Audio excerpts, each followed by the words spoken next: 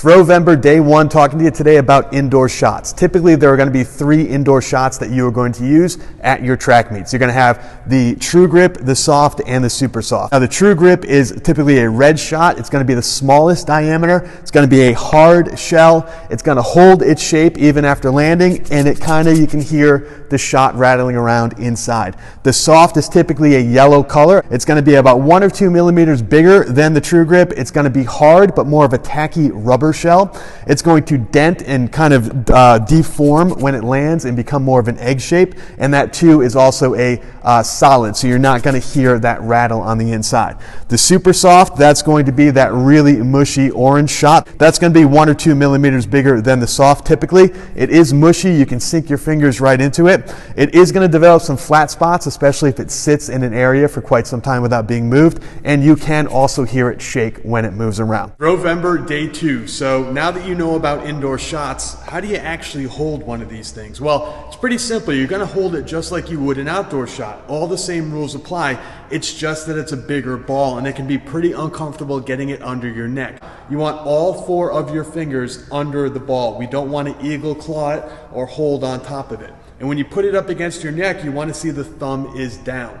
So you want all 4 fingers behind the ball. And as a coach, if you look behind your athlete, you want to be able to see all 4 of their fingers. Just like that. You've got all 4 of your fingers behind the ball. You've got sort of that idea of dirty fingers and a clean palm. That's what we're looking for.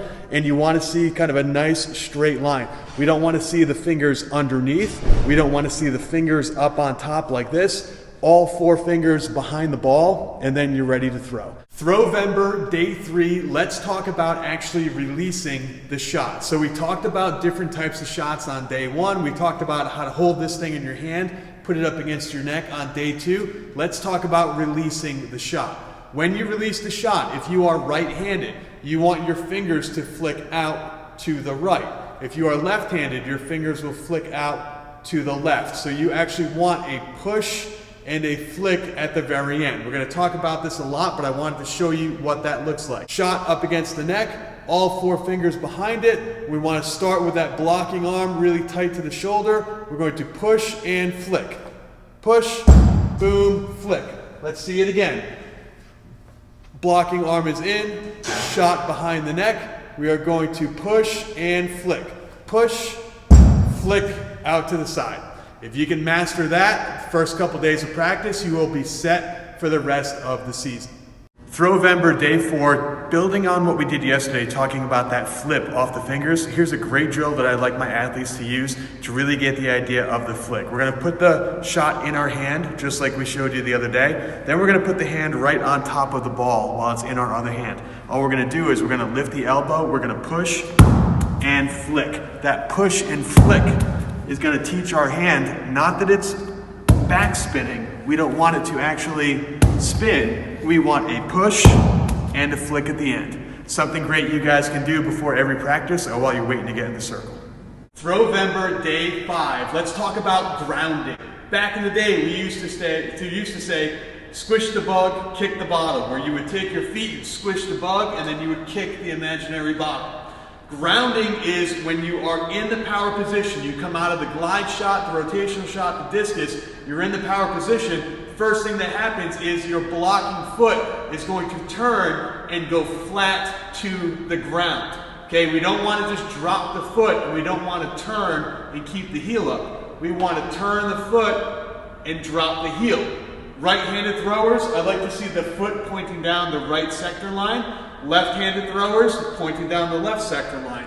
This is what initiates the block. If the throw is a car accident where everything stops and everything inside the car keeps going, this is the bumper of the car hitting the wall. We're going to ground, and then we're going to go through the rest of your throw. Throwvember Day number 6, and unfortunately I'm here to tell you that my friend Tony is dead. Remember the old thing of Tony hip? When we talked about that right side, that power side?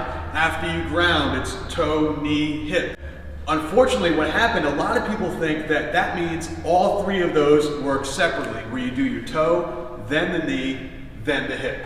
Instead of saying toe, knee, hip and teaching your athletes, because they might think that all 3 of those things work independently, I like to say close. Now, just like the door has 3 hinges, you have 3 joints on your leg. You've got the ankle, the knee, and the hip. So just like a door, all 3 hinges close at the same time. It doesn't go the bottom hinge, middle hinge, top hinge. They all close at the same time.